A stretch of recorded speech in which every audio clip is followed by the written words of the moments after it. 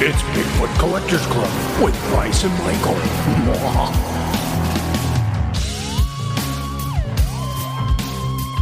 I know a ghost story or two.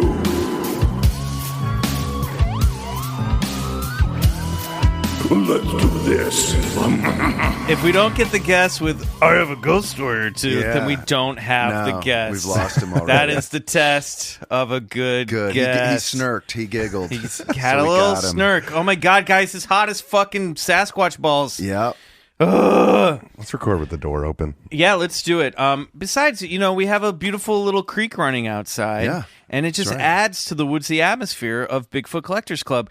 Hey, everybody, welcome back to another episode of Bigfoot Collectors Club, the show where we talk to amazing guests about their personal paranormal history and share stories of high strangeness. I'm your host, Michael McMillan. With me always is your other host, Bryce Johnson. And our super producer, Riley Bray. And if you're new to this show, if you're part of the Campfire family, we welcome you. We welcome you to our hearth and home. Thank you for joining us. What is a hearth? The hearth isn't the hearth like a fireplace? Fireplace, right? Yeah. Okay, all right, cool. I guess it's just a campfire if it's in the coined woods, it right then. but- That was nice. Well, Thanks, dude. I know what I'm doing. Good okay? job, bro. All right, let's just bring in our guest because it. it would be a shame to have him sit here and not talk for too long. I'm getting a salute. Today's guest is an actor, comedian, and saxophone player.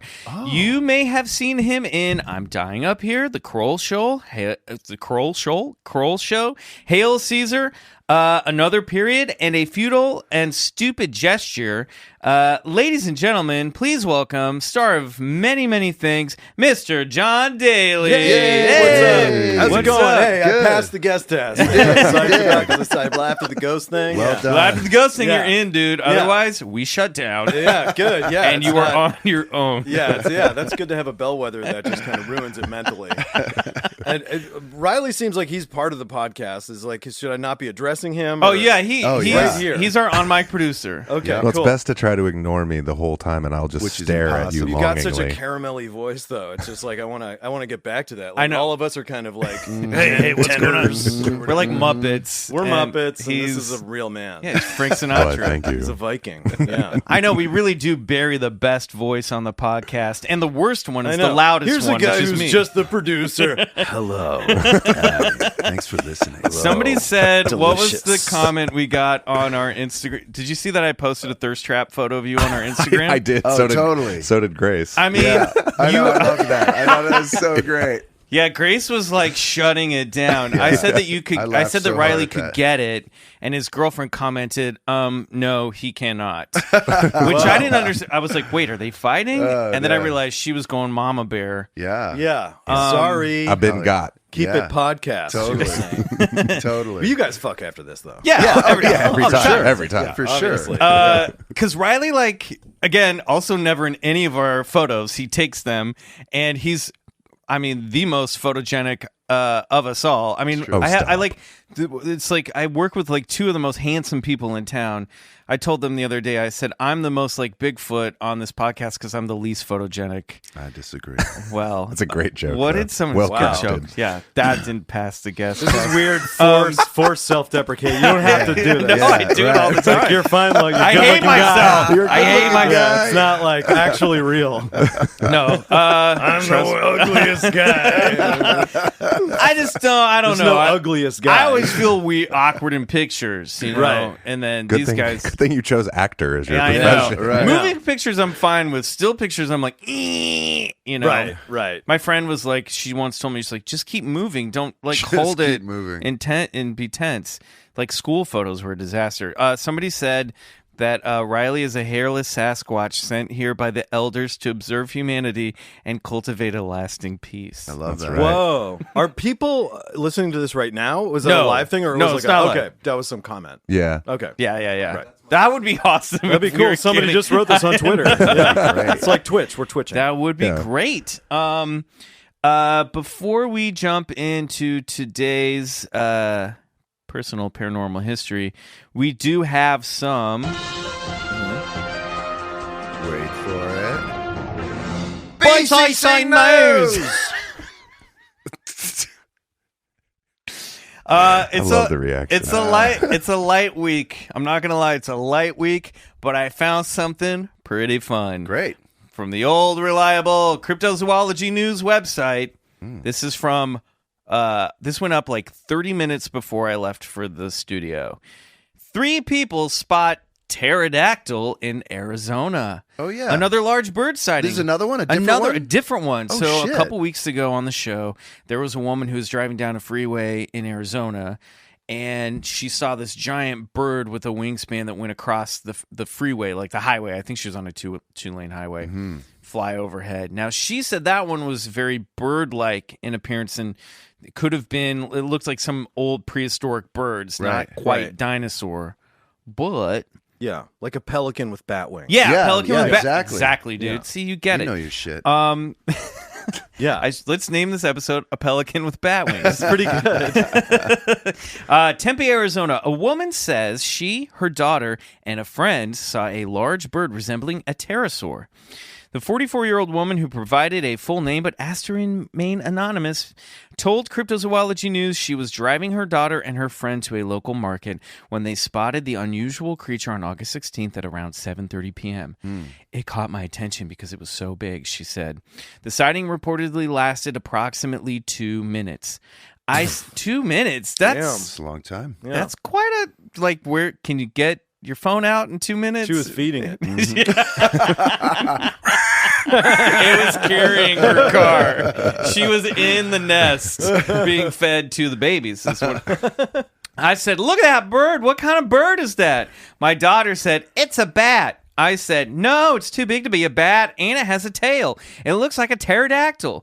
The woman described the animal as featherless and having a tail with something on the end of it. Yeah. It was black, and it did not soar. It was flapping its wings to fly. It had scalloped wings like a bat, she said.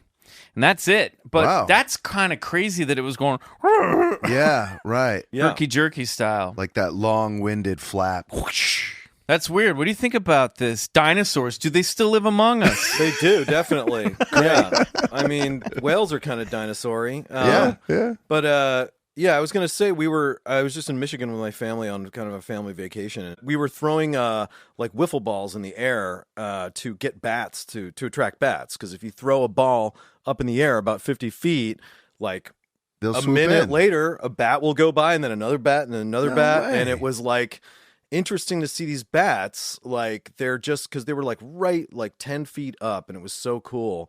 They just kept coming, and I guess they think it's a swarm of mosquitoes or something like Maybe a that. big Yeah, it moth probably- dinner. It probably like bings on their sonar, and they're like, what came up over there? And they Right, have to- but like they feel bats stuck in some half evolution period because they're like blind. I mean, they can be blind. That might just be their fate. But like their flying is just like go, like Yeah. it's so feral and just like go, oh shit. Like there's no soaring going on, like you said. Like that just reminded me of like it was just like they seem like they could be better. It is pretty manic. Yeah, right. This could be going well. You need like 4 million years. Take note, God. Yeah. What's weird is like, yeah, in 4 million years, though, will bats have eyes, or will I know. their entire head be just like those weird sonar ears? Right. Like Well, that. they're mice that turned into flying Winged mice. creatures, Yeah. yeah. So they're like squirrels and sugar gliders and all these things are kind of like the other end of it. They can't really fly, Yeah. but these things can fly, but they're so, yeah. That's the question, right? Like, don't is know. evolution still happening? Yes, Yes, of course, definitely. We're all constantly. Wait a minute. You didn't? It's not like, okay, now we're here. This is it. Right, It's but I mean, definitely like, still happening. Are primates still evolving Yes. into early Yeah. man? Every species is Yes. evolving, or they're not going to. Maybe not early man. Yeah, primates aren't going to evolve into like early man. They'll evolve into whatever's down the line from primate. You know, Okay. it might Right. be similar. Right. But is- there's that great picture of the orangutan like using a spear to fish, like this long, elongated seen that stick picture. I know hanging what over you're a talking tree. Yeah. Oh shit. So I'm just animals saying, are already starting to If use we see some tools. chimpanzees starting to ride bikes next week, we're Yeah. screwed. And birds Yeah. use rock Yeah. to break over nuts and stuff and different eggs. And I'd love to see that, like a bird learning how to use like a tool bench. right. Yeah. That would be very A cute. buzzsaw. Yeah. yeah. Have just a little, like, little like safety glasses on. Well, so what are humans evolving into? you Well, think? that's Aliens. why Robots. Yeah. We're evolving into completely combining ourselves with, Yeah. with The singularity. robots. Yeah. interfacing IA. Yeah. And then Well- becoming like eventually just like smooth black discs, like Yeah. moving slowly around. be that would be I'm into cool. that. that are super intelligent. Well, that's why Yeah. people think the Greys, alien Greys, are us from future the us. future because their heads are really big. super smart, don't eat very much. Their physical bodies have become less necessary because Yeah. they're moving shit with their mind. We Yeah. lose They the probably penis. have already merged with the singularity. There's eyewitness reports or abductees claim that Greys feel almost more robot-like than than Right. biological anyway. Well, there's a lot of sightings going on right now. Is that because Yes. it's like the government is trying to put it out there to distract everyone or something? or- Possibly. Also, I think these things come in cycles, and it's just we're back in the zeitgeist of, For sure. of like because they've never really stopped. But this is all popular because in December of 2017, a guy from the Pentagon retired and came into the private sector, and then did an Right. interview with the New York Times saying, "Yeah, the Pentagon's been studying, UFOs for this specific program was happening for at least 17 years and something Wow. like that." And then, but there's ATIP, yeah. they've done over the years there blew up their spot. Yeah, basically. And they released some footage from these fighter planes chasing some UAP called a Tic Tac UFO. They would nickname them because they saw them so much and they don't know what they are. Yeah. So Tom Listen, DeLonge people released are those finding footage. out I was on Epstein's island. Let's get the UFO shit Yeah. out there. Oh, we got to get this UFO stuff out. But it is funny Time to because play that card. the alien stuff, like what story was it we were listening to, or some guest we were speaking to, might have been Daryl Sims on our live show, but how they think that the alien gray mouth that's a little slit is just a pocket because they no longer have digestive esophagus, yeah. That is the creepiest thing I've ever heard. Yeah, Well, why would Just they have be a pocket. humanoid, though? Why are Well- they humanoid? Well, because they're in the stage of evolution where they're starting to lose their humanoid characteristics. Okay. Maybe they Yeah. feed off the sun, off their near star or something like that. Because they Right. say Eat our food. pinky, right? They could look like anything. Yeah. Yeah. Yeah, our pinky is supposedly smaller because it's going away. Right. We're losing our pinky. We're Well, evolving out of our pinky. I just Yeah. I heard did you hear the like a Air Force pilot who was like flying ultra high, like way up by the upper atmosphere, and he started to see like him and his partner were up there, and they He saw started, the Earth was flat, knew it. Yeah, everyone knows that, right? And all the other planets are around. Yeah, It's the way things work, baby. Bible. So anyway, this guy saw the Bible. No, but he saw. He's like, oh, there's it's on the actual Bible. Yeah. The Earth is just on top of a big Bible. Yeah, it's supporting it.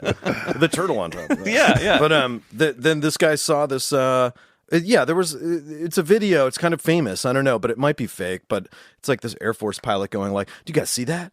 You guys yeah. see that? Yeah. It's you're like, talking damn, about- look at that thing. It's moving around. Like, I think it's this amazing. is the same video that we're video, talking yeah. about. Oh, it is? Yeah, Oh, okay, yeah. cool. I think that's So the that's what same they one. released that you can Yes. see now. Oh, Yeah, okay. there were- Sorry. There were okay. 3 separate videos. One My was bad called if I- the, No. one No, was you're called up the to speed. Gimbal. How one dare was you be called right? Yeah. Okay. Cool. The Go Fast, and one was called the Tic Tac, and they were all released by To the Stars Academy, which is Tom DeLonge's new company, Right. that he started. Is that in And, Pasadena or something? what their headquarters? There's some sort of headquarters of I think they're on the space- Pacific Coast Highway. This somewhere. is Gold Blink Tom 182. DeLonge. This is Yeah. Blink 182's Tom Yeah. DeLonge. Yeah, but Well- it's crazy. But yeah, there's those Air Force pilots. They all see it, and there were a whole group of them, and they all encountered the same thing. Radar saw it on their, Right. So it was a real object, for Saw sure. a bunch of like small things. yeah, yeah. Small flashy things. Absolutely. All the It's just your family in Michigan throwing a tennis ball up in the air. yeah. That registers. All right, we're going to take a quick break. When we come back, it's time for Jon Daly's personal paranormal history. Oh, brother. Sweet. Hey guys, it's Michael. And Bryce. We have ads now. Yay! We wanted to take a second to recommend some great podcasts that are available now on Stitcher Premium. That's right. If you're looking for some new true crime, then check out True Crime Garage, Off the Record, the latest project from True Crime Garage host Nick and the Captain. Join them each week as they revisit some of the most haunting cases they've covered to date. This is a compilation of hidden treasures, a chance to dive deeper, discuss new theories, and get updates on your favorite episodes of True Crime Garage. And hey, if you're looking for something a little different, comedian Chris Gethard's Beautiful Stories from Anonymous People opens the phone line to one anonymous caller, and guess what? Chris can't hang up first no matter what. I love this show. I'm a big listener, big fan. You get shocking confessions and family secrets, philosophical discussions, shameless self-promotion. Anything can and will happen. What Michael's trying to say is that with Stitcher Premium, you get thousands of hours of original and ad-free content like My Favorite Murder, One of my favorite podcasts. and Today Explained. I'll have to check it out. Plus early access to new releases, exclusive bonus episodes, and archives of your other favorite podcasts, and hundreds of stand-up comedy albums. And of course, Bigfoot Collectors Club is also available every week on Stitcher Premium. The most important. And to get a free month trial of Stitcher Premium, go to StitcherPremium.com and use the promo code, you guessed it, Bigfoot. That's StitcherPremium.com and promo code Bigfoot.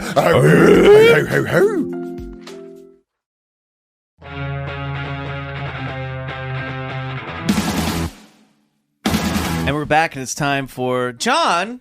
Hi.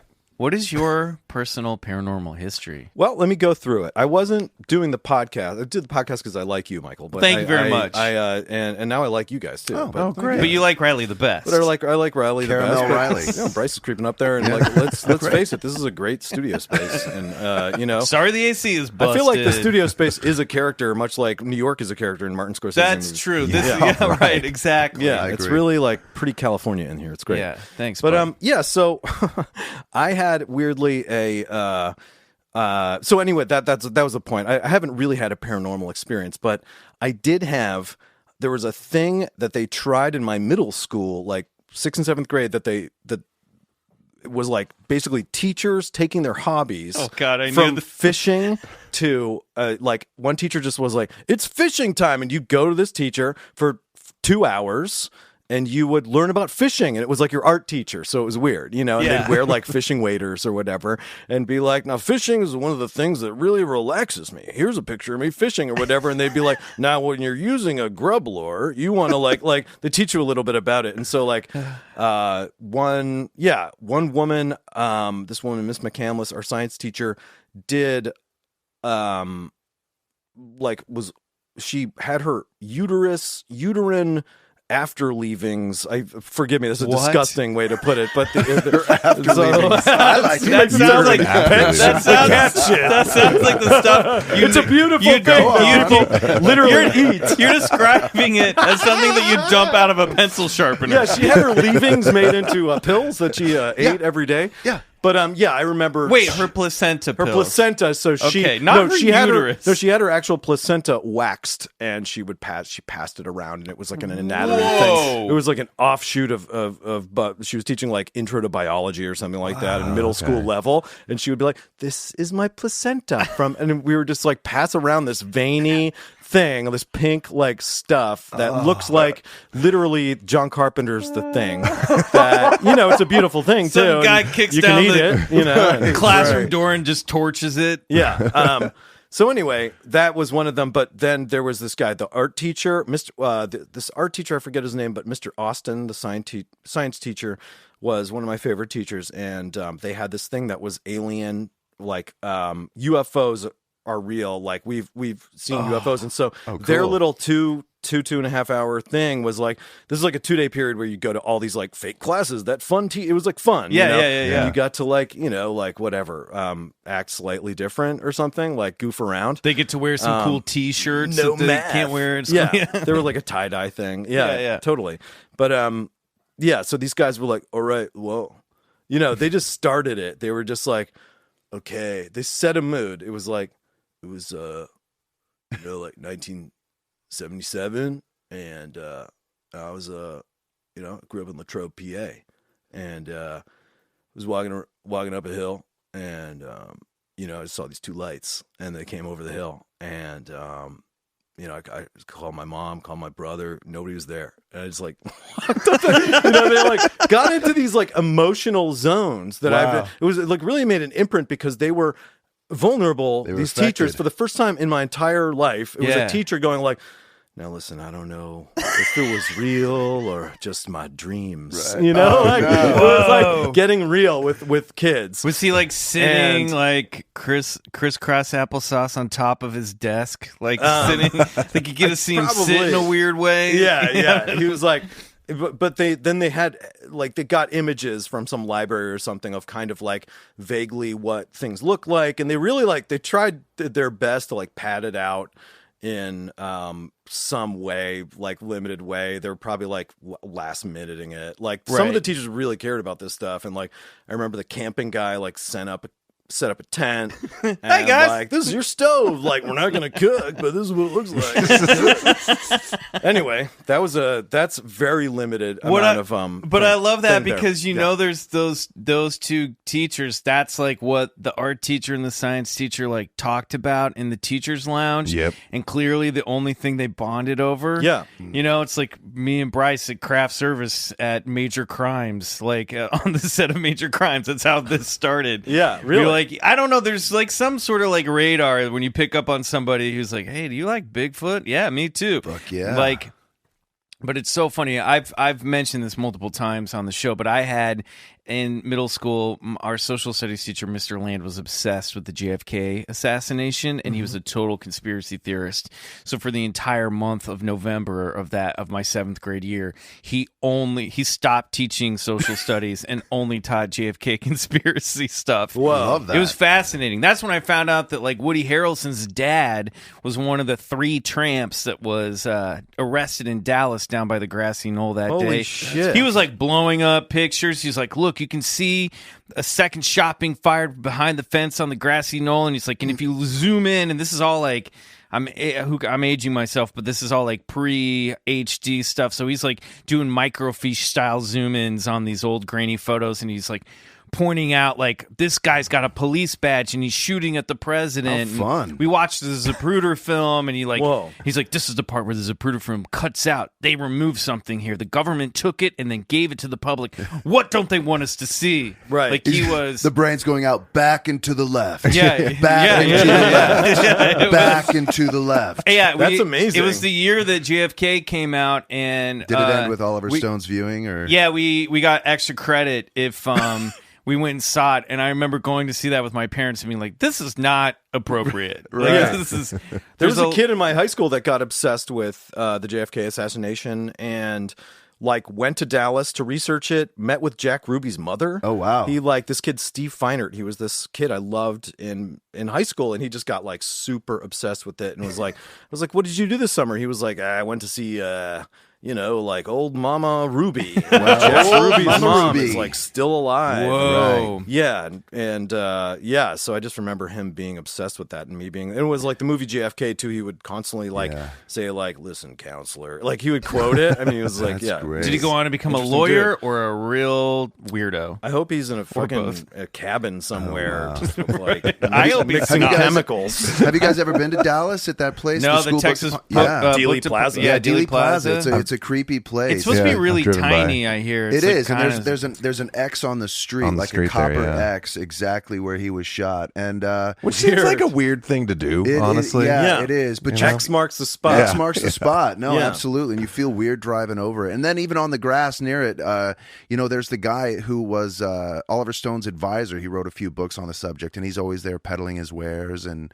I'm Oliver Stone's advisor. Buy my book. X marks the spot is like something that the guy who planned the assassination would put there. Right. Yeah, totally. That's right. Fucking check. Yeah, There's totally. a fucking big X there. Yeah. Gold, make it gold. Right? Big X. We got him. It was there before they shot him. Yeah, exactly. Now I put an X right where I want you guys to get him. Yeah, don't mess this up, Oswald. Don't mess this up. Let's push him into a crowded room with a guy with a gun that we paid to shoot.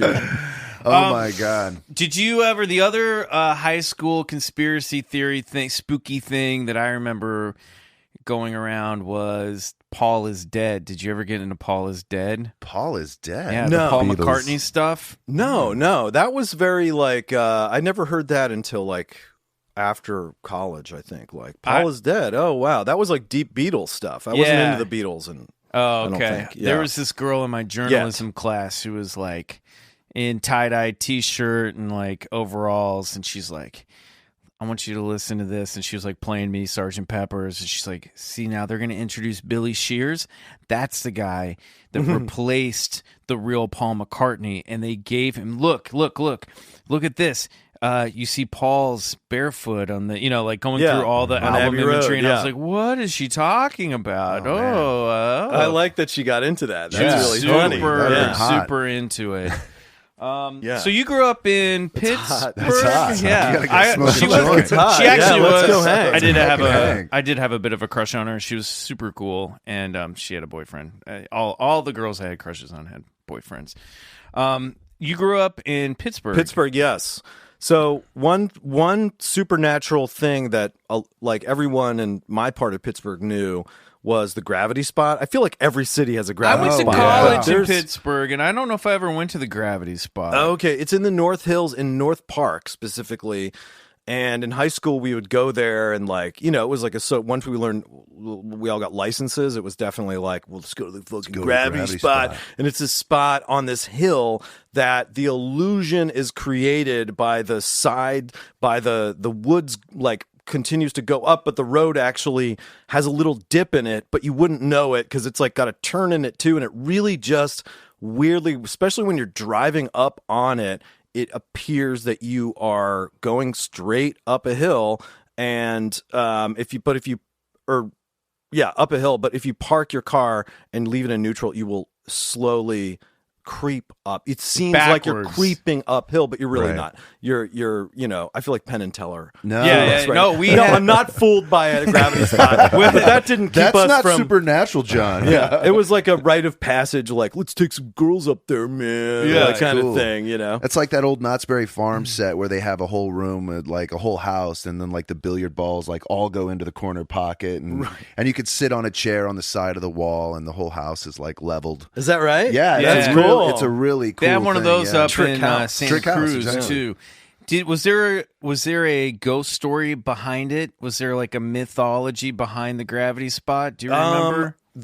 No, it was just like it was a UFO type thing. Like, no, this is a magnetic field. And it just happens to be in Pittsburgh, and like people believed in it, and still like there's like bumper stickers about it now, I think. That's cool. We had a really small one out in rural Kansas, south of where I grew up, and the story was like a bus full of kids, which I now looking back, it's like, what school were they going to out there? There was no school, but like a bus full of kids or something got crashed there, and then the kids would push you back up the hill away from the area where they got killed. It was like that one of those stories, right? But that's a good one. It is fascinating that like I'm so fascinated by all the like local folklore stuff that you grow up. How mythology gets born. Did you know there's a lot of that in Pennsylvania? Definitely. Like, did you know that there is a? I was doing a little research on Pittsburgh and Allegheny County, and did you know that there is a ghost hunting company in Pittsburgh called Ghosts and Not?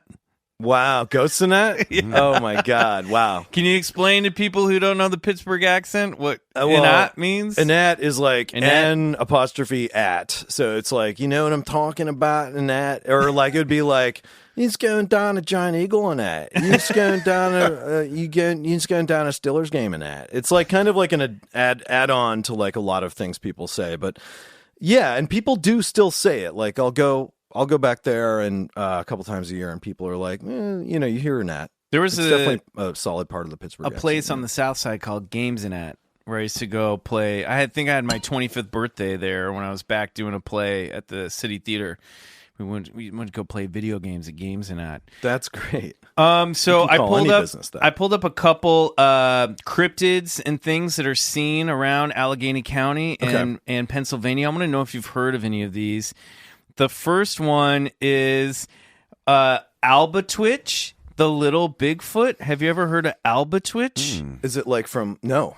He's like supposed to be a 4 foot tall Bigfoot. I think he's in Lancaster County, so that's not super close. 4 foot tall Bigfoot? He's a 4 foot tall Bigfoot. Does he have tennis shoes on? He's got like Air Maxes. Yeah, he likes to steal apples, eat apples, and then throw apple cores at people. He climbs up trees and throws Polish. Well, our story, because Pennsylvania is really Polish, and like there's just like weird. It's like Romanian, Polish, Dutch, German. too, right? I think this might Dutch be... is Eastern Pennsylvania Okay. more. The folklore of the sneaky Dutch, little apple thief. Yeah. The sneaky apple thief will take your apple pie. Watch your pies, everyone. He's the little apple tree. Yeah, but I think this is our only story of our culture. We have one story. Have you ever heard of the squonk? Squonk. Yeah, it's from Franklin County. It's like a small pig with loose-fitting, wrinkled skin and an enlarged, flat face. It's so ugly. Horny. Yeah, it's so ugly. It cries itself to sleep every night. Oh, it sounds familiar, JK. Hey, now that's a self-effacing joke that you ugly. didn't have to. I know. I don't have to bring it there. You didn't have to do that. Everyone likes me, right? You're a good-looking man. Thanks, pal. So the squonk. Yeah, no, that's like, that is complete. I have no idea. It's Squonk. a weird one. Mountain lions, UFOs. Mountain lions. How are mountain lions on will this the list? big- Sneak that one in there. Well, Yeah. 9/11. By the way, part of 9/11 was a plane falling into a field. That's true. in central Pennsylvania. That's true. Yeah, there's a memorial there. They might as well put an X there. Let's just Dick put an Cheney X was like, there. make it an X. there you get a gold Steel X. Yeah. Slam dunk. They've seen chupacabras in Pennsylvania. What? And then there's the Raystown Ray. Do you know about Lake Raystown? No. This is a large serpent-like creature, or an even larger creature, maybe 50 to 60 feet long, with a body that remains submerged in a serpent-like neck, topped by a reptilian head that occasionally appears above the water. In Oh my Lake God. Raystown. Definitely People just real. want a thing for their town. Yeah, they do. Well, that's the thing, is everybody wants a mascot. But there's an area in western Pennsylvania that runs down into Virginia or West Virginia, the Chestnut Ridge. And Chestnut Ridge has like all of this UFO activity. They see a lot of like Bigfoots coming out of flying saucers down there, like with glowing red eyes. Like there's crazy, crazy stuff there. If you're ever bored, I like the combo of like Bigfoot, flying saucer. Oh, Sure. yeah. Oh yeah, Yeah. We're There's- obsessed by it. If you're ever like bored and stoned one night, there's on Amazon Prime. There's a entertaining doc that we covered over on the other side, our Patreon, called "The Invasion on Chestnut Ridge," and it's just all these like local Pennsylvania, Ohio, like West Virginian people just like talking about all the weird shit that they've seen down there. Cool. I wanna see that. It's pretty great. Wow. It's great people watching, and it's great high strangeness. That sounds awesome. What is your what was your relationship to the concept of Bigfoot as a kid? Did you ever think about it? Were you ever Bigfoot, this 8 foot tall hairy dude? This is a question that I kind of want to ask. Like, her. I kind of believed in the Loch Ness monster. Now that's kind of like, let's have a Loch Ness monster in our town. Yeah. I would say like I thought that was real. Like I guess. More of a lake monster guy. Yeah, I mean, everybody kind of like is open to, like, if you're a kid, Bigfoot seems like a fun thing to believe in, so maybe go towards that. There's pictures of it that have been like, proven false, and then kind of like, no, but it is real. Yeah. Oh no, Yeah. it's actually that is the famous one. The famous picture is fake. No, it is real. You just summed up our entire podcast. Yeah, exactly. Yeah. Oh, another thing came out. It's fake. No, but it's real. But yeah, my relationship to the supernatural. What I'm trying to think, like, there was a myth that I completely bought into. It's not like it's totally specific to my neighborhood growing up, but all the kids were.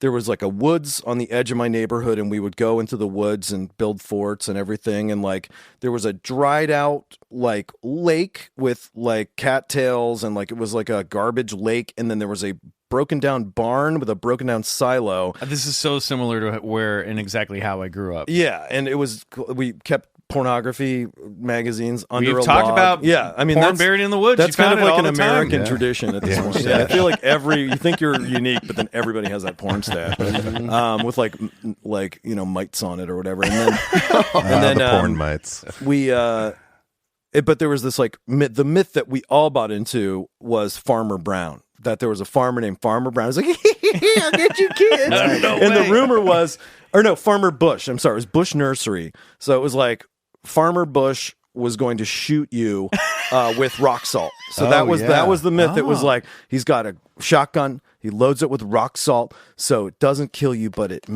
will just destroy, rips through your flesh. It's the most painful thing in the world. And if you go back there, don't stay back there alone because Farmer Bush will come get you. It was like Bush Nursery. So that was like he's guarding that porn. The thing that, as far as I was concerned, was real, and I behaved accordingly. And like my friends would, we'd avoid areas and stuff like that until I realized like nobody told me, but I was just like one day just kind of like, oh man, that's fake. It's just there's a Bush Nursery is where they have a bunch of Christmas trees. No fucking farmer, but it was like kind of came to terms with that. But that was definitely like that's like the first moment I felt that like it was a real thing that I fully believed in. Yeah. Oh yeah. I mean, I think it's so important as a boy growing up, and especially when you're exploring the woods. There has to be an enemy out there. There has to be like a villain or a creature. We had similar thing in our neighborhood. Granted, we came up with it, but it was the purple guy who was an alien that had survived a crash landing outside in the field out by our woods. Yeah. And we would be like, we got the purple guy's out there, but I can see that probably at some point there probably was like in the 50s some Farmer Bush who did shoot some teenagers like with rock salt, and then it just got started. That was like generations ago, right? And then there some my friend Matt would have a basement horror, like a haunted house, basement haunted house that was like a walkthrough. The lights were gone, like all the windows are blanketed out, and everyone in the neighborhood would like slowly go through it. And there was like Vaseline with super balls in it that was like its eyes. Yeah. And it was all Farmer Bush. It was all Farmer Bush. Farmer Bush carved out these children's eyes, and then the end, Farmer Bush would come out. So we had a full themed like Halloween Horror Nights. Oh my thing. God! That you was had like a real. The end of it was like Farmer Bush.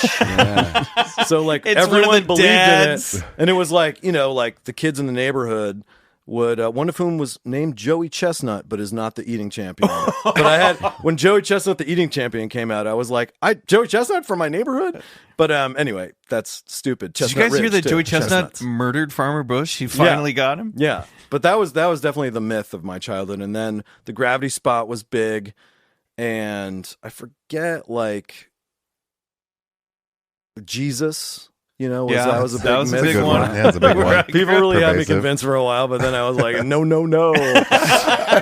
Sorry to your Christian listeners. That's fine. No, but Used to They're it. clearly questioning things. it's if a they're path over to God here. that's It's fine. completely legitimate. Yeah, I fair believe. enough. Fair Yeah. enough. Totally. Fair enough. But I'm trying to think. Like, I've never had a paranormal experience. Sure, that's fine. I was in a movie called The 13th Child: Legend of the Jersey Devil. What? The That's a first good one. one. It was like we need to hear more about this. It is. That could be a movie night watch. Extraordinarily bad. No offense to anyone involved.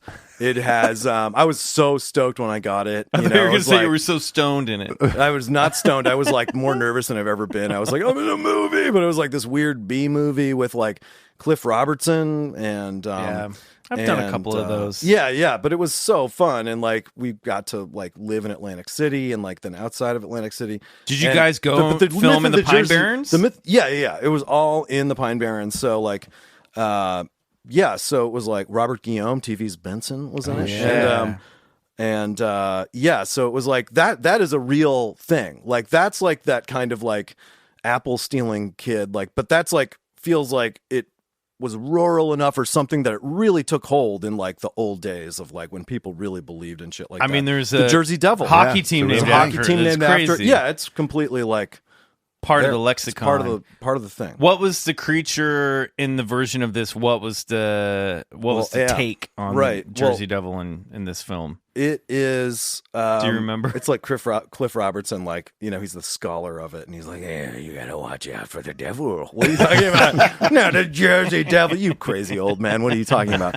And so I was a teen in it. Yeah. And me and this, I was like 22, and then this girl was a teen too, who was 30 or something like that. Yeah. And we went to like have sex in a trailer, and then the trailer starts shaking, and we're like, oh my god! And I actually like had to do nudity for the first time, and I was like, oh my god, I For can't the first believe I time have at to be 22? completely naked in front of this girl. Oh my And then I God. had to completely naked run out of this trailer and get into a pickup truck and slam on the fucking gas and get out of there. It was like totally illegal. Wow. Don't tell anyone that. But It's on the demo reel now. yeah. But then it's like townies faking us out that we're getting killed by the devil. And then at the end, the last shot of the movie is us actually getting killed by the devil. But you just see it kind of has deer hooves. It has that's cool. deer, rather antlers. It's like evil deer man. Yeah. Very cult secret Oh my society. god! Well, Griffin I think thing. you're going to see an influx of residual checks from Yeah. the Jersey Devil movie. I've never seen one. Funny. Everyone, yeah. All right, we have a game that we like to play with all of our guests. Yes. I have a feeling I know which way the wind's going to blow on this one. I love games. But it's very fun. So it's just rapid fire. I'm going to go down a list, and you're going to say believe it if you're open to it, or Wait, bullshit. Before we play this, do you guys have paranormal experiences in your lives? Yeah. Yes. Yeah. So you've had things where you were like, Absolutely. Yes. is this real or not? Yes. Like I think if we legit, didn't, we wouldn't be doing this. super weird. Although as we learned from last week, I'm willing to admit when I've jumped to a conclusion or made a Yeah, mistake. You That- want to believe. that one You right. I thought I You saw a wanna neighbor believe. walking through a fence through my peripheral vision. It was just Wow. a guy walking up a driveway next to the fence, because then I saw him 2 days. Never mind. Right. Yeah, just But, leave that one out. And you've had Yeah, I've had some strange things that I can't explain. I've seen some shit. right. Yeah. Cool. Yeah, it is pretty cool. It definitely sets you on an adventure, a journey looking for the answers as to what you experienced or what you saw. Or you're like me and you're like, it's probably swamp gas. Probably Yeah. swamp gas. Yeah, no, totally. Well, it's fascinating. I mean, the two things that I have that I've seen like clear as day, like that actually, and have had like witnesses in both cases. Like it blew my mind to the point where I was like, okay, I know what I was seeing, and it would tell me, society tells me that's a ghost.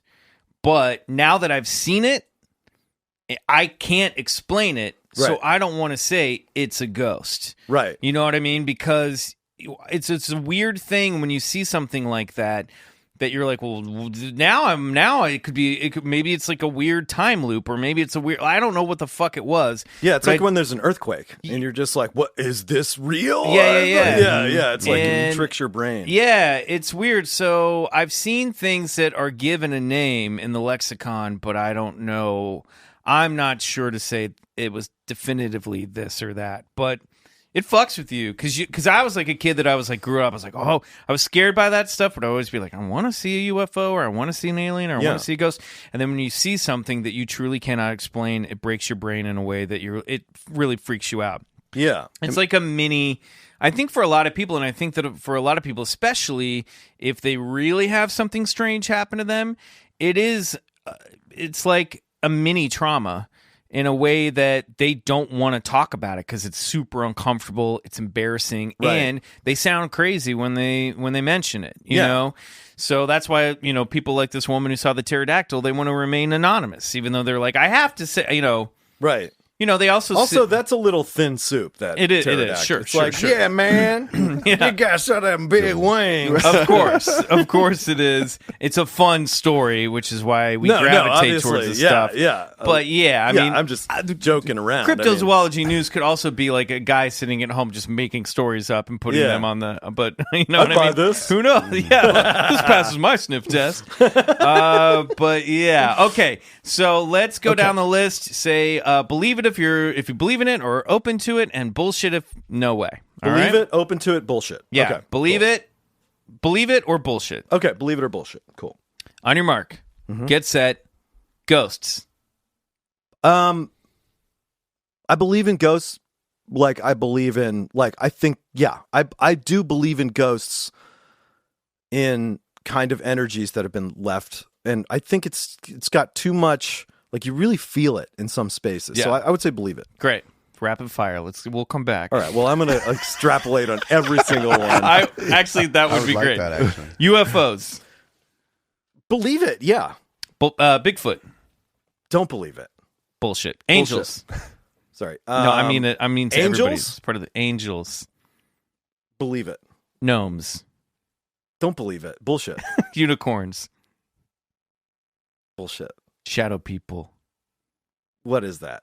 People see three-dimensional shadow entities in their houses that sometimes look like they're wearing hats. That falls under ghosts to me. It's some type of ghost or interdimensional thing. Okay.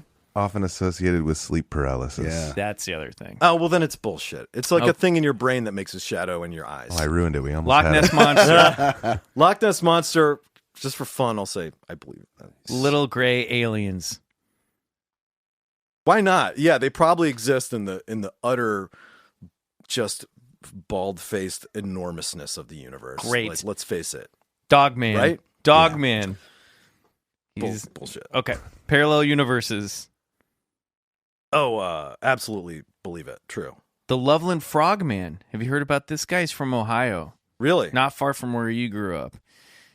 Teenagers saw this like walking frog creature in the Big like man frog. late teenagers 60s are- or gets it. It's 70s. pretty- Teenagers gets are it. It's in the name. groups of teenagers, some of Self-explanatory. those trustworthy people. Right. They're reliable witnesses, Yeah. John. Yeah. They lit all their farts. Summoned and it. then they jerked off, and then And then they Told saw me something this. strange. And then they saw a frog. Man. ate a piece of cake for breakfast. Fart gas, bro. That's just fart gas. Swamp gas is fart gas. Yeah. Mermaids. No, that's a myth. That's bullshit. Heaven. I believe in it, and we live there. That's what. Oh. Rice. Hell. No, that's a silly thing. That is, yeah. No, bullshit. Yeti. Yeti, bullshit. Right? Venusians, a.k.a. hot blondes from Venus. Yeah. Absolutely believe it. Yes. ESP. Believe it. Chupacabra. I don't know what chupacabra even is. Okay, Chupacabra, really. there's kind of two. Right. The original story was this sort of weird alien creature that was sucking, like, exsanguating Goat-sucker. goats and stuff. Yeah, goat sucker. Right. That's exactly in what it Puerto translates Rico. to. And it happened in the late 90s over the course of like a couple months, and then it seemed to stop happening. Right. Then it started happening along the southern border of like Texas and stuff, and people now they say it's like a mangy dog or coyote hybrid that does the same thing, attacks livestock and drains their blood. Not so as it's kind cool of as the evolved. Puerto Rican version. Right. Not as cool. Yeah. So, no. I mean, maybe. I feel like with the animals, like I'm more prone to believe in like the more insane shit. Yeah, Like, yeah. Animals feel like local legends that are caught on and are amazing. Great. And Right. cool. Yeah, Yeah. maybe. I don't love know. it. I love it all. Demons. Demons. Yeah.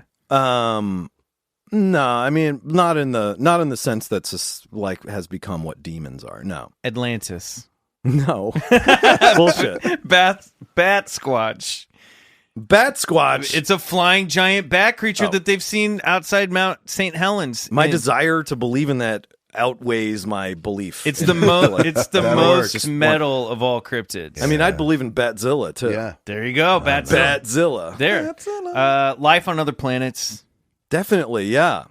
World peace. Have you watched the Universe thing that Oh, yeah, it's incredible. Zachary Quinto narrates? It's Is it the In planets. Search of? It It's wild. is amazing. No, it's I haven't seen Nova it. or something Nova. Really, Yep. it's PBS. It is just so I love all fascinating. that stuff. And it makes you go. And they talk about the Kuiper Belt and all that stuff. And it makes you go, oh, the universe. We're all made of this star that imploded and exploded, and then it just swirls around, and that becomes the planets. And Yeah. literally, that's what happens. It's insane to so think about. crazy to Yeah, think about. it's yeah. a mind fuck. It for really sure. is Awesome. great. Yeah. Anyway, go We're ahead. all made of stardust. World peace. Right.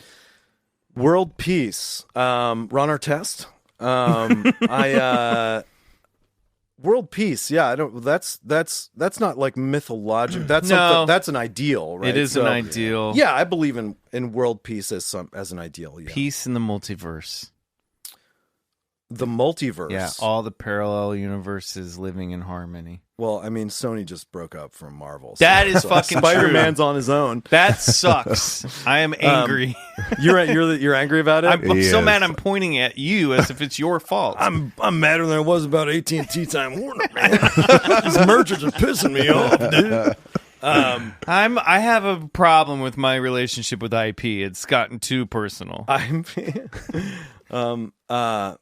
So what was that? What was the last one? Sorry. Peace in the multiverse. Peace in the multiverse. I just don't know what that. Yeah, I just had to try to find a way to land this. Multiverse. Okay. Like, What's the multiverse to you, Bryce? The parallel. It basically goes along with the parallel universe, parallel dimension, that there exists an infinite number of universes stacked on top of each other. Basically, the same thing. Did you see Into the Interstellar? Spider-Verse? Yeah. Yes, I did. I love Into the Spider-Verse. Remember how that's the Spider-Verse so that's is the multiverse. A multiverse. Yeah, okay, yeah, but what is the multiverse? The All same the thing for us. multiverse. All of the universes, all the infinite universe. It's Infinite possibilities. infinite possibilities. Is it? I guess my question is it bullshit? Is it peace in that? Is it bullshit? Or is it possible that we're all living in some giant, mega, infinite, peaceful structure? If it's possible. I don't know. I think there have to be like parallel universe. There's evidence of parallel universes like everywhere. It's like the new Horizon is like we're just living in a mirror of something else that's exactly this and all this stuff. So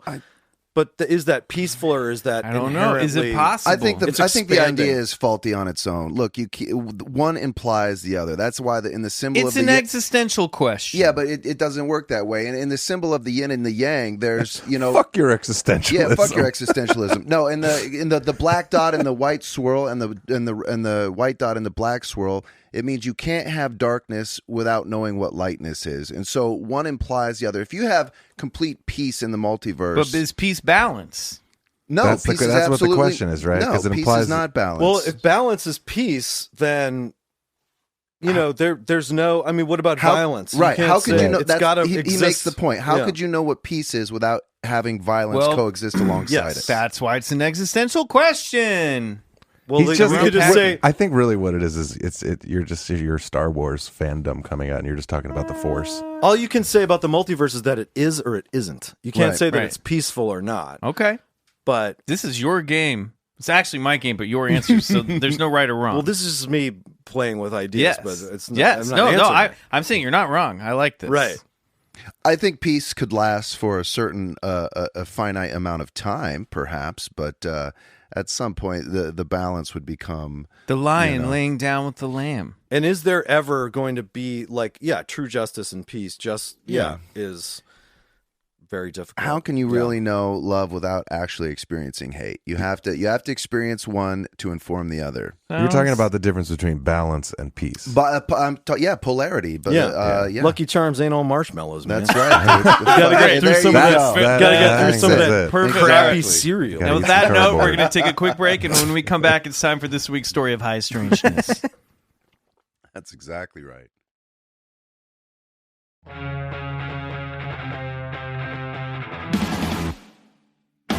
That's God. Yeah. Okay. Jesus. I love that we came back in and you're like, and that's God. And that's God. There you go, Bryce. That's the part that we should have recorded. They figured it out. They figured it out. Yeah. And that's God. So back to the podcast. Yeah, back to the podcast. It's time for this week's story of High Strangeness. Now, John, I'm going to tell the story. You can jump in at any time and ask questions or comment. Feel free. But I feel like there's also a human impulse to anything that's beyond our understanding say is God.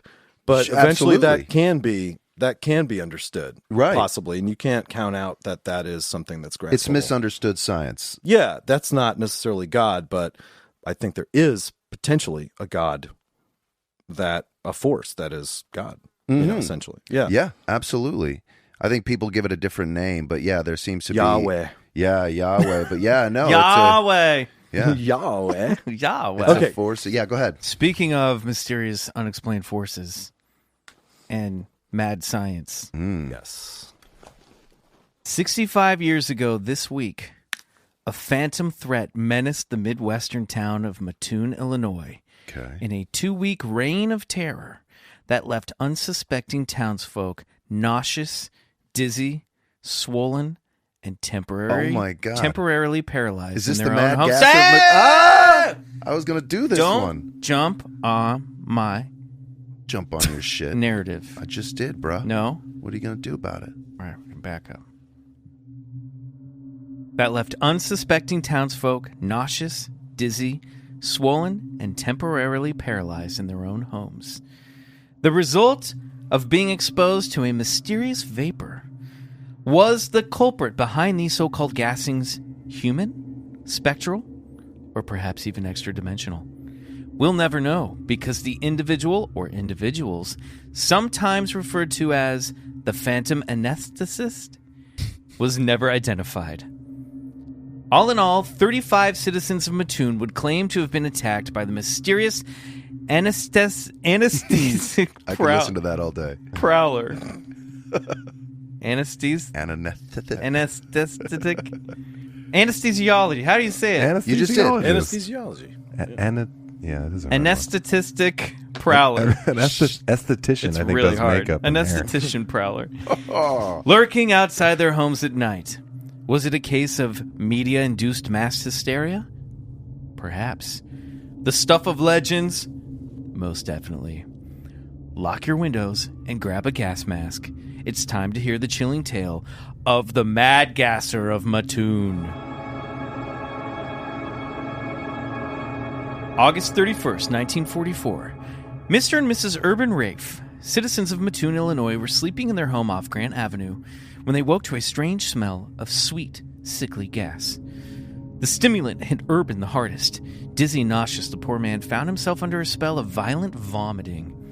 Fearing that there might be a gas leak in the house, Mrs. Rafe attempted to run to the kitchen to check the stove, but found that her legs were too numb to move.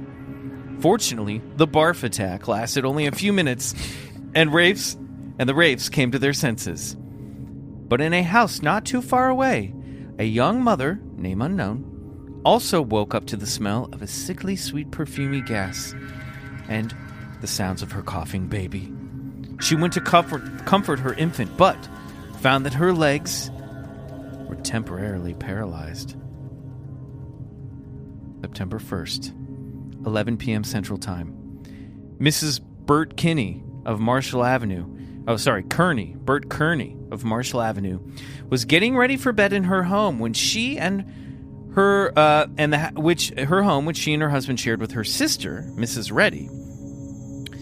Her husband, a cab driver, was out on work when Mrs. Reddy, or Mrs. Kearney, God, I fucked this all up. Mrs. Kearney caught the whiff of a sweet and stinky odor wafting in through her bedroom window.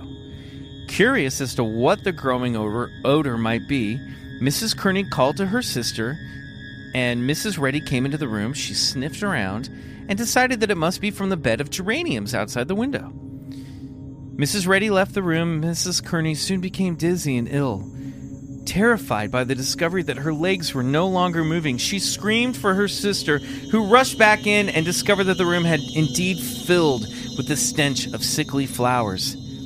Scared of a gas leak, Mrs. Reddy rushed out, called the police. They came and investigated, but could find no trace of gas. But Mrs. Kearney complained of a lingering burning sensation on her lips and in her throat. Around 12:30 p.m., Mr. Kearney, the cab driver, came home to discover a tall, gaunt man dressed in black and wearing a tight-fitting black cap was creeping outside of the windows in his front yard. Kearney jumped out of the car and chased the mysterious man, but being equipped with the body of a 1940s cab driver, he was unable to catch the prowler. The Kearneys reported the strange attack to the local paper and the Mattoon Journal-Gazette, whose readership consisted of 95% of Mattoon's population. The paper jumped to the immediate conclusion that a phantom prowler was on the loose, and Mattoon resounded with well-prompted panic. In the days that followed the Kearney attack, after the Kearney attack, citizens of Mattoon started reporting more and more encounters with this strange Mad Gasser. Now, sidebar, let's remember that this is in September of 1944. America was neck-deep in World War II, fighting Nazi Germany. The Allied forces had just liberated France, And paranoia back home was really high. There was fears of chemical warfare hitting home, and stories of gas chambers from concentration camps were starting to make their way over. So there's theories that like this is sort of that creeping into the zeitgeist in small town America. In fact, some people thought that this Mad Gasser was maybe an escaped Nazi prisoner who was extracting revenge on small town America. Well, when I lived in New York, there were like days of the year. Does anyone else remember this? Like, did you guys ever live there? Like, I did not. Like 2009 or something like that. There would be, like, it started. I guess it started like post 9/11, but I remember it like more later in my time there. But it would be like the entire city would smell like maple syrup. Really? And really deeply maple syrup, like no mistaking it.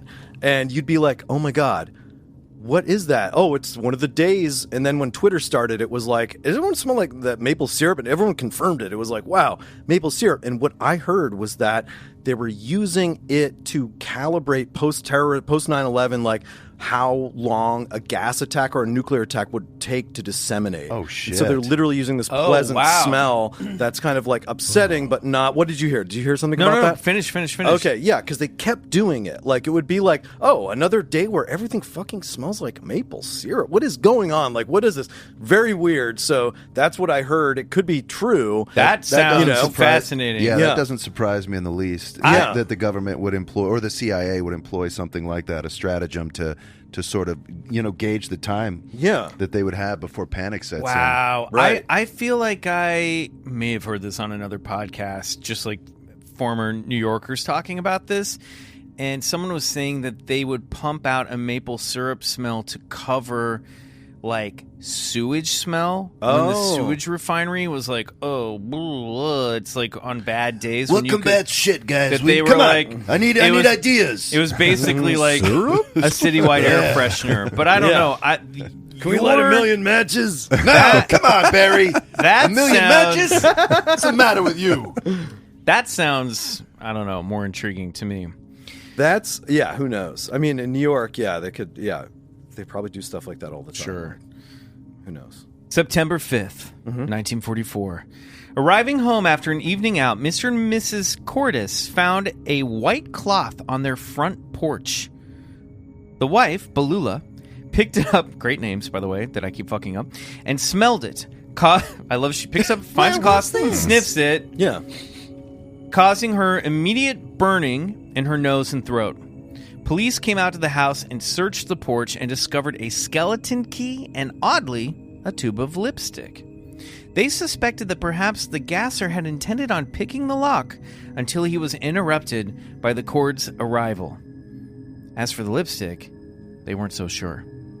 And the cloth that Mrs. Cordes huffed, they couldn't find a trace of any chemical odor on the fabric. Quite the mystery. Over the next few days, panic continued to rise. Mattoon's small police force was overwhelmed with reports, and the story didn't make sense. Who was the gasser, and what did he or it want? No one was robbed, assaulted, or worse. It was simply a strange wave of people claiming smelling a sickly perfume-like gas, then succumbing to burning throats and nausea and temporary paralysis. A prowler thought to be the gasser was spotted on September 6th. On September 7th, two sisters, Francine and Maxine Smith, claimed to have seen a blue vapor filling their home, accompanied by a buzzing from outside that they assumed was the sound of the gasser's evil gassing machine at work. Well, this evil gasser, what his quote was to the press. Why so serious? Yeah, exactly. No, this is a straight up. This is a straight up. That's a good laugh to follow. It is a straight up Batman villain, which is why I love this story. The media had a field day with the reports of the strange entity haunting Mattoon, and word of the gasser spread as far as and wide in the Chicago papers as well. Townsfolk lost faith in the police's lack of detective abilities and not being able to capture this guy, so they formed their own coalitions and posses, and they're like, they wanted to go round up the gasser. and the police was freaking out. Even the FBI. This is all within a 2-week period. The FBI even got involved.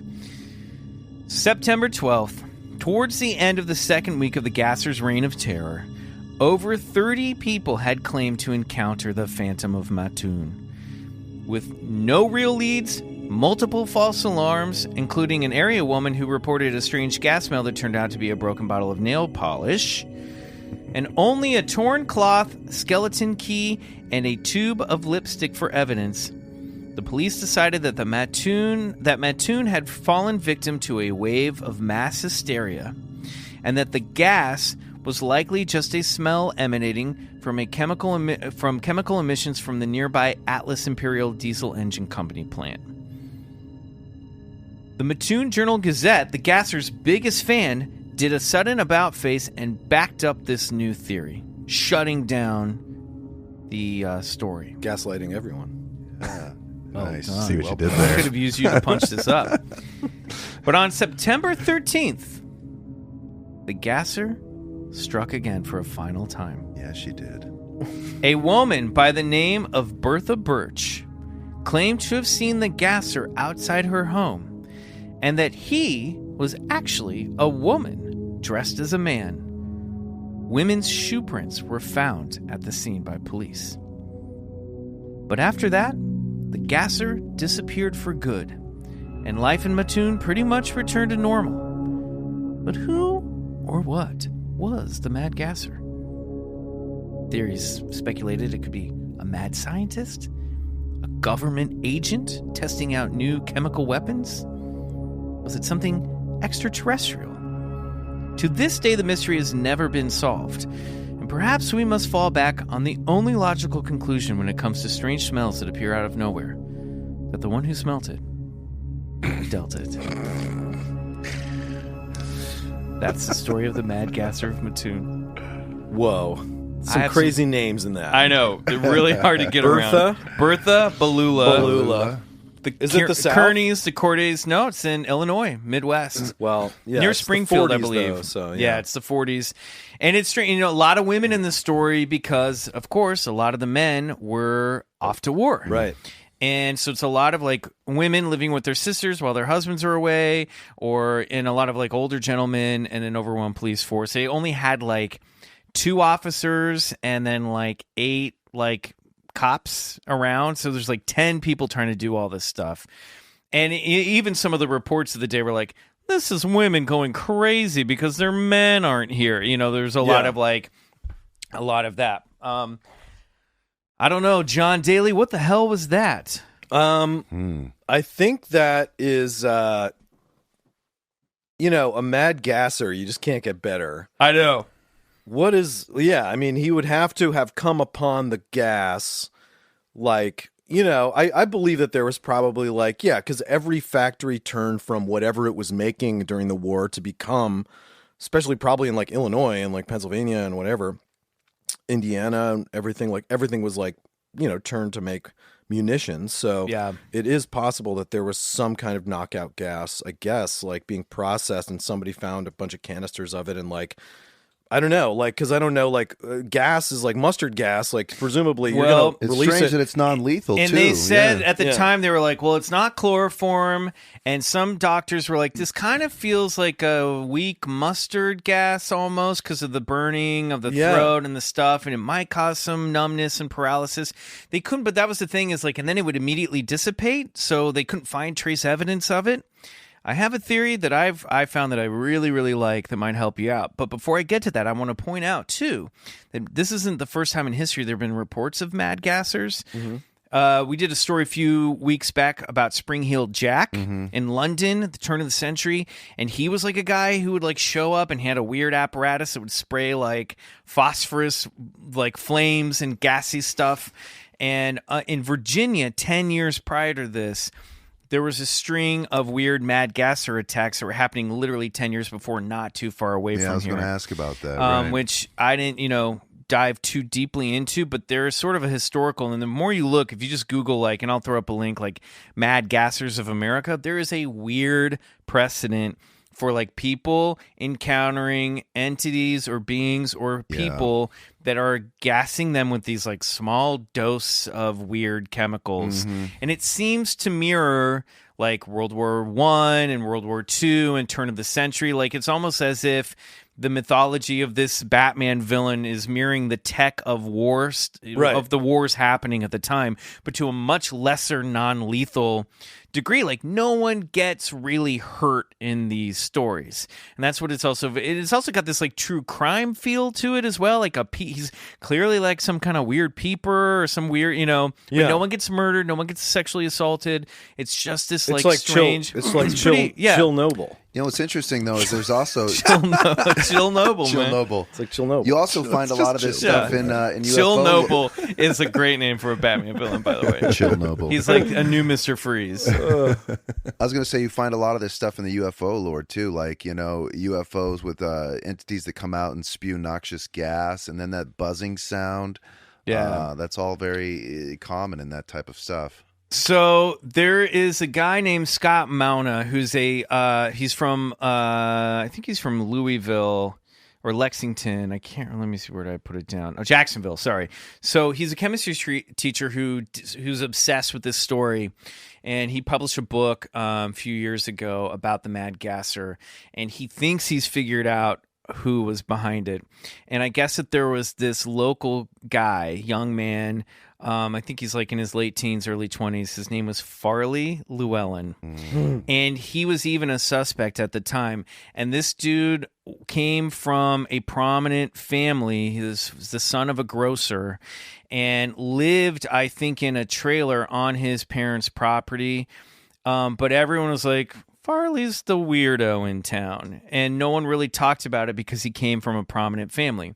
There's also some homophobia surrounding this guy at the time. They all thought like there was something a little off about this guy. But he had apparently access to chemicals and had his own like amateur chem lab in his parents' basement.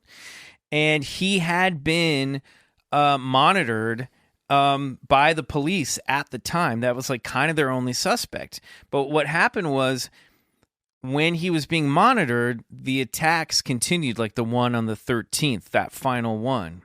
And there's a theory that when he was being monitored and they had detained him as well, that his two sisters snuck out and to clear his name Did his bidding.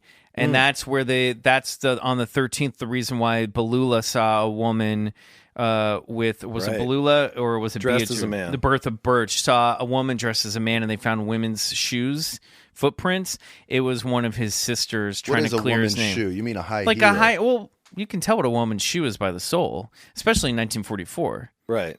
What a woman's shoe is. By the Probably sole flat. of the shoe. It was Yeah, probably it's a like flat. a flat. A woman's size. Detectives can tell by footprints if it's a man or woman's shoe. You think so? That's Yes, a dedicated 100%. and loyal family member. Right. Who's doing that for you? Well, and so he seems like he was this kind of misunderstood outcast, whose family clearly loved him and his sisters loved him.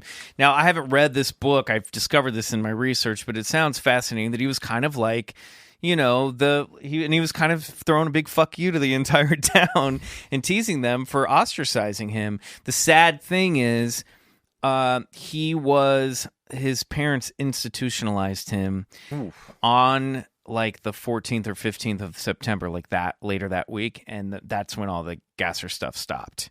So it's likely timeline that it was all this guy who's like, fuck you, town, for treating me like a freak. I'm gonna gas you. And he might, it must have been a little, it's just like a Lightly. little offbeat Just dude. a And he's little. just gonna, Mild and gassing. they that think doesn't that explain all the gassers that took place decades before. No, but I'm saying Just this for one this, specifically. and that the gas they think was nitromethane. He said the gas Farley used could have been nitromethane, a sweet-smelling, clear, and highly volatile liquid that can cause nausea, burning of the mouth, swelling of the lips, and minimal eye irritation, and it dissipates really quickly. Like Jakar. Drakkar Noor. Just irritation. Yeah, exactly. So when I was a kid, I was at a water slide park, and I was raging. like, Wait, what's the Sandcastle Oh yeah, Sandcastle in Pittsburgh, and I was there with my friends, and I found a woman's purse with a mace attached to it. Oh shit! And since I was cool and smart, I took the mace out and I was like, look, guys. And I fucking put it into the men's locker room. Oh, no. And I just sprayed it and people started to cough violently. And I didn't realize, like, oh, this isn't something that you just spray locally into someone's face. This is now dissipating into the atmosphere. And I very quickly picked up, like, everyone is running out of this men's locker room. And, like, it wasn't like a stampede or anything like that, but it was like everyone was coughing. Yeah. And I was like, oh my God, I did this. And I took off. You were the Mad Gasser of Sandcastle. Literally a Sandcastle. You relate to the story. Yeah, totally. That's great. Yeah. I was Did- like, wow, did- mace is a did you thing that fess up? dissipates. Yeah. That was what I learned. Did you fess up or did you go on the low? It was like me going like, hey, I'm cool, right? Oh, everyone sees that I failed. Oh, let's go out. And then I never mentioned it again. I was like, let's not bring that up. That was a Shit. big mistake. I can Could have totally... like ended someone's life probably if they were in a sensitive way with their Oh, God. they were sick or something. Statute of limitations up on that. I think you're Yeah, good. I think I'm Being good. a kid is so stressful. Yeah, you gotta You gas just want to people. have an adventure, and then you end up hurting people. I know, yeah. See? Yeah. I mean, Yeah, maybe Mad you're Gassers right. happen all the time. Maybe you're right. Yeah, I mean, yeah, if you got your hands on some gas and you were like some crazy guy that was like, yeah, hated by your village, you turn into a mini Joker. Yeah, exactly. You become the Yeah. anarchist, And not to stereotype, architect of but he chaos. was the one, not to in any way No. put anything on him, but he was possibly homosexual. Maybe he wore some purples. That's the thing is, Some yeah, right, some right. purple. Some lipstick. There was lipstick. He could have Lipstick worn was found at full the scene. face makeup in a way, and said things like, where does he get those wonderful toys? Oh, Jon Daly, thank you so much for being on Bigfoot Collectors What, are we Club. done? We're done. We gotta go. Any more Painless, mystery? right? Okay. No, I That's know. cool. I love it. Where Thanks for having me. Yeah. man, Dude, so thanks for great. being on. Totally. I think we have to end it on the sandcastle story. Where it's just legally. legally, Right. we Yeah. have Legally, to, yeah. We're done here. we can no longer be associated with you. Yeah, that's fine. Cut it off. Where Jerks. is there anything coming up you want to plug? Any shows? Well, live, if Any- you're in Los Angeles, come see me live September 17th. Great. At the Satellite. Yeah. I'm going to Oh, be doing my cool. John Daly Kills It show. It's going to be very cool and Nice. great. Satellite Silver Love Lake the or Echo Satellite. Park? It's Silver Silver Lake. Lake, right, Yeah, okay. on Silver Lake Boulevard. Great Great. venue. And And- then this new season of Curb Your Enthusiasm I'm on. I'm very excited about Oh, that. sweet! fantastic. That's a scoop. But I don't know when that comes out. It might just be like, it may come out in like 6 months and I'm an idiot. But Right. I'm excited about That's it. great. I'll be watching that.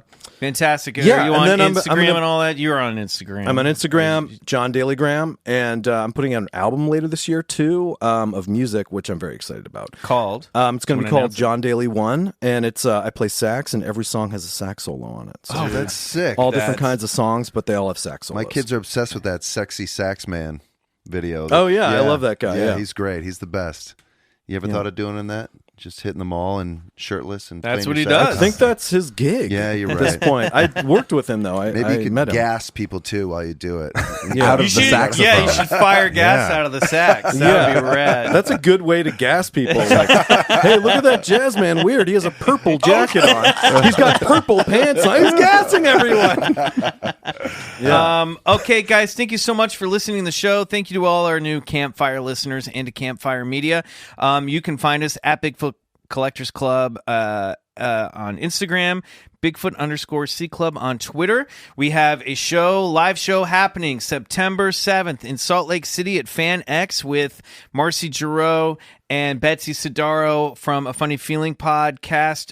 Go to the link on our Instagram to get tickets for that convention. Come see us I'll fly Saturday out. afternoon. Come Great. on out. There we go. Hey, if you want to come Twisted you can his come arm. play. I love Salt Lake. I love Mormon music. I love choirs. Dude, come play us some sax solos. Let's Come do hit it. the tabernacles, man. I'm Let's in. do Yeah, this. let's hit the Tabernacle. Do it, baby. All right. I think we did it, guys. Yeah, It's a great thanks show. for having me. John, Yeah, you're the thank fucking you. best. Love you. You're the best. Thank you. And until next week, guys, Go get regressed. and good night. Gas attack. Gas attack. Gas attack.